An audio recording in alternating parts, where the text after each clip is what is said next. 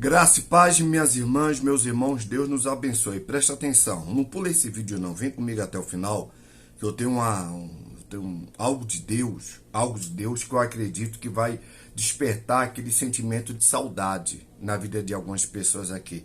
Eu estava aqui vendo alguns vídeos e me veio a lembrança isso. Me veio a lembrança. Deixa, antes de começar a falar para você o sentimento que Deus me passou aqui, deixa eu ler para você um texto bíblico, no livro de Atos dos Apóstolos, capítulo 12, já imagina, né? Capítulo 12, versículo de número 5, fala assim: Pedro, pois, estava guardado no cárcere, mas havia oração incessante a Deus por parte da igreja a favor dele. Pedro estava preso, mas só que a igreja estava em oração incessante. O que quer dizer? Era um relógio de oração. O povo orava direto, não paravam de orar. Era uma oração atrás da outra para Deus ou fazer um milagre ou sei lá, o Pedro morrer e a igreja parar de orar, porque assim foi com o Tiago. Tiago foi preso, mas a igreja orou. Mas Tiago foi morto, não é? Estevão estava sendo apedrejado e a igreja estava orando. Mas Estevão morreu. Já com Pedro, a igreja estava orando do mesmo jeito como orou por Tiago, como orou por Estevão. Você entendeu? E a Bíblia fala que não foi o tempo de Pedro. Não foi o tempo de Pedro morrer. A Bíblia fala que a igreja estava em constante oração. Irmãos, olha aqui para mim. Hoje eu sou um homem de 51 anos. E desde quando eu descobri, eu posso até falar assim, eu descobri que a oração, além de falar com Deus, era Deus falando com a gente. Eu vivo a minha vida orando. Desde adolescente, gente. Desde adolescente.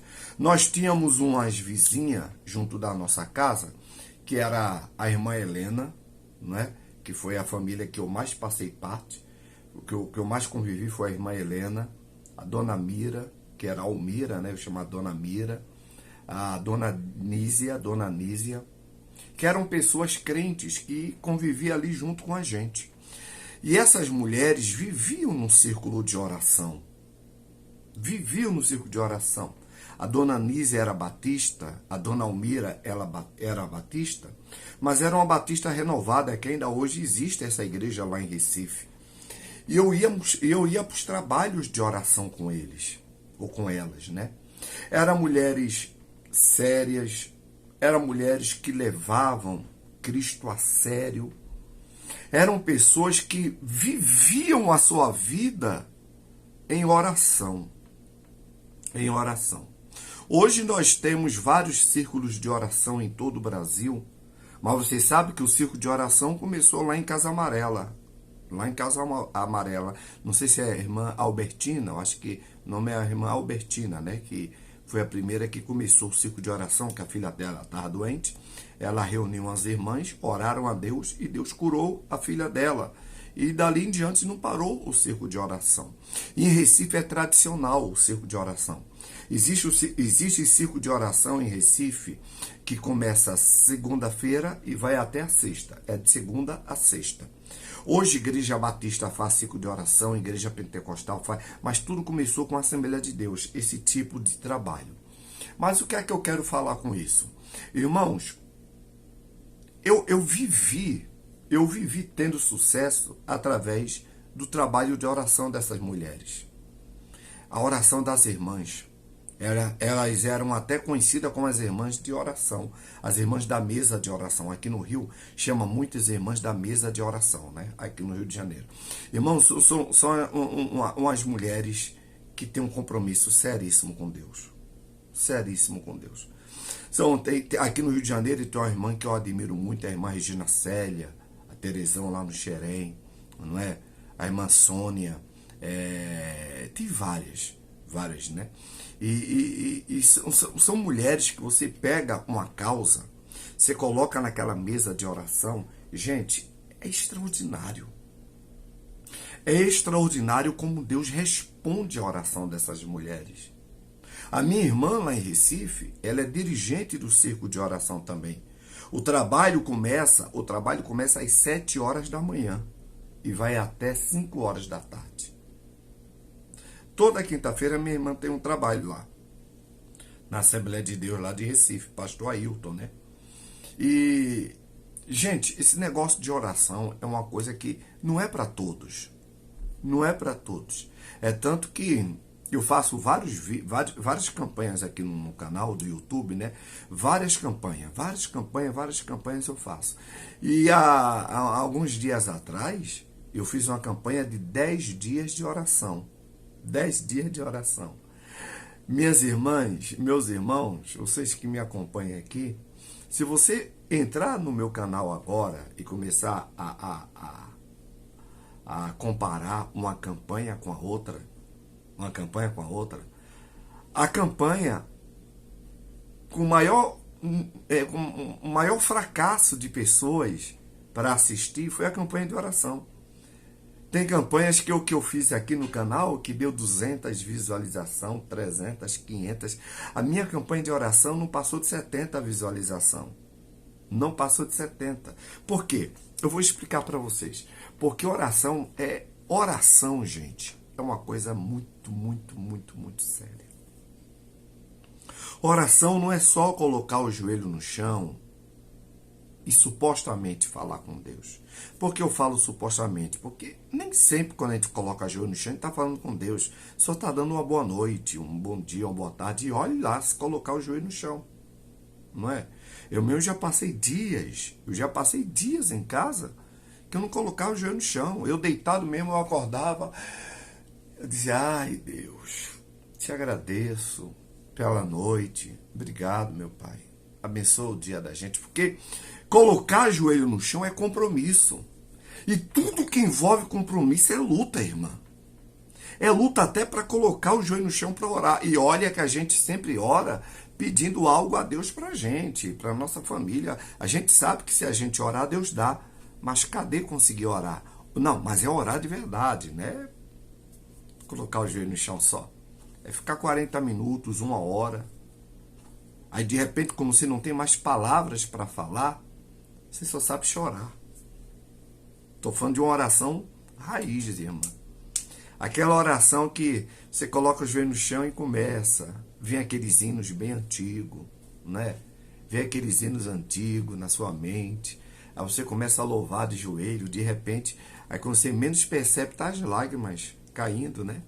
Aí você começa a ficar emotiva, vai ficando emotivo, aí vai falando mais com Deus.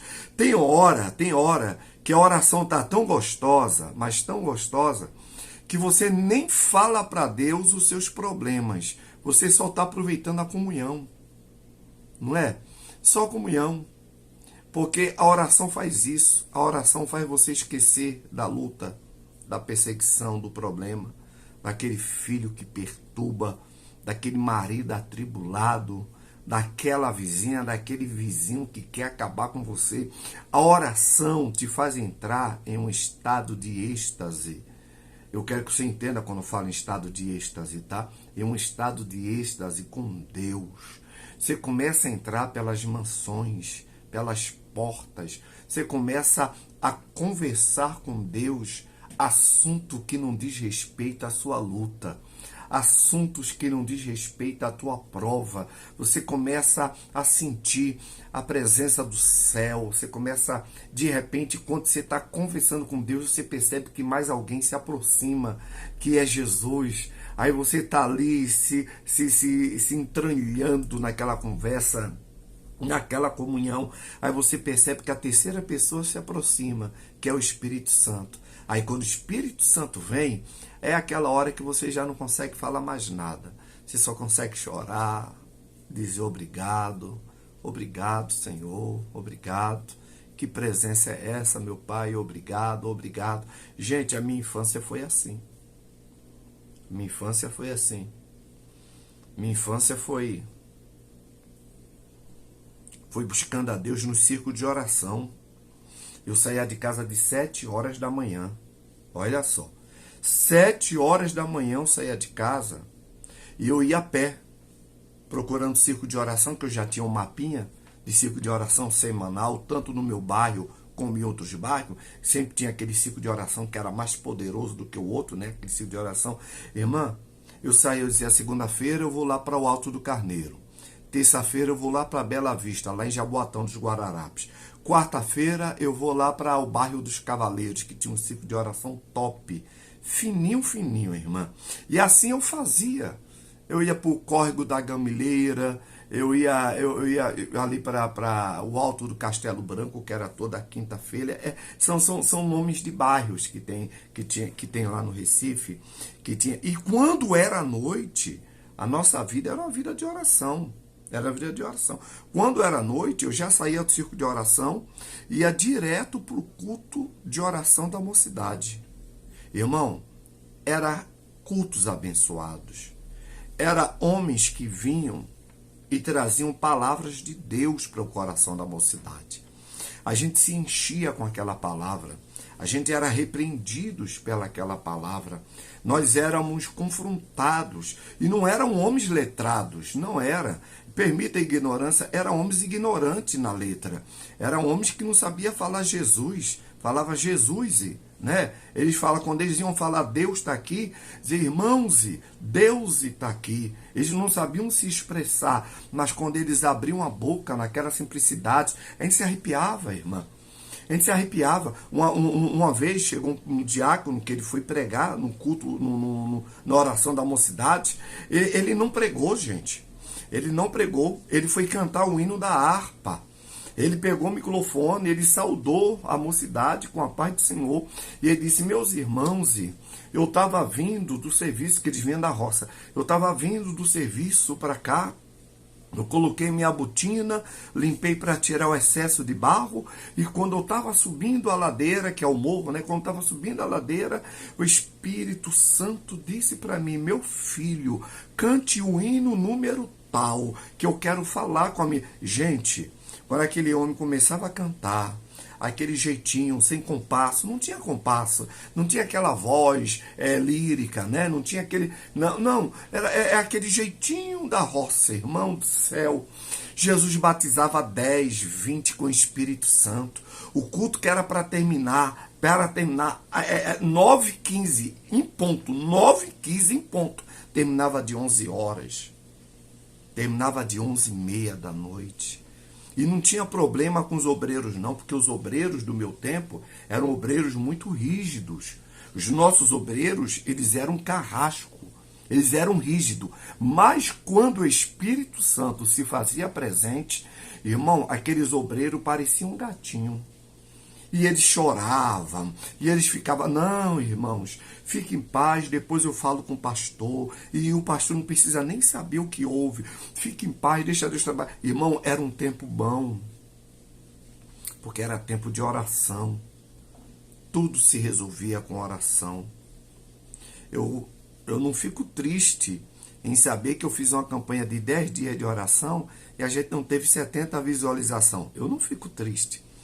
Eu fico feliz que pelo menos a gente tinha mais ou menos 70 pessoas que oravam com a gente.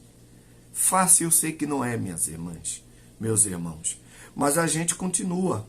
Porque enquanto a igreja estava em contínua oração, Deus estava abrindo as portas para Pedro sair da prisão. Tem muita gente presa porque não tem quem ore por eles. Mas a hora que aqui fora tiver alguém orando por quem está aqui dentro, Deus vai abrir as portas de quem está aqui dentro e vai trazer aqui para fora. Deus te abençoe. Que Deus ensine tanto eu como você a ter uma vida de oração, uma vida de comunhão, uma vida com Deus. Deus te abençoe. Deus te guarde. Vou só pedir um favor para você, em nome de Jesus. É em nome de Jesus que eu vou pedir esse favor. Compartilhe esse vídeo para 12 pessoas. Por quê? Porque é o número dos apóstolos. 12 é o número dos apóstolos. Vai lá que alguém está precisando de uma resposta de Deus, e esse vídeo vai chegar lá para essa pessoa, e essa pessoa vai saber que para ter resposta de Deus, precisa ter comunhão de oração. Se você ainda não está inscrito no nosso canal, se inscreva. se inscreva no nosso canal, clique aí no sininho de notificação e não esqueça de deixar o seu joinha, tá bom? Deus nos abençoe, Deus nos guarde e até os próximos vídeos em nome de Jesus. Vamos orar, porque quando a gente ora, o Pai responde. Shalom.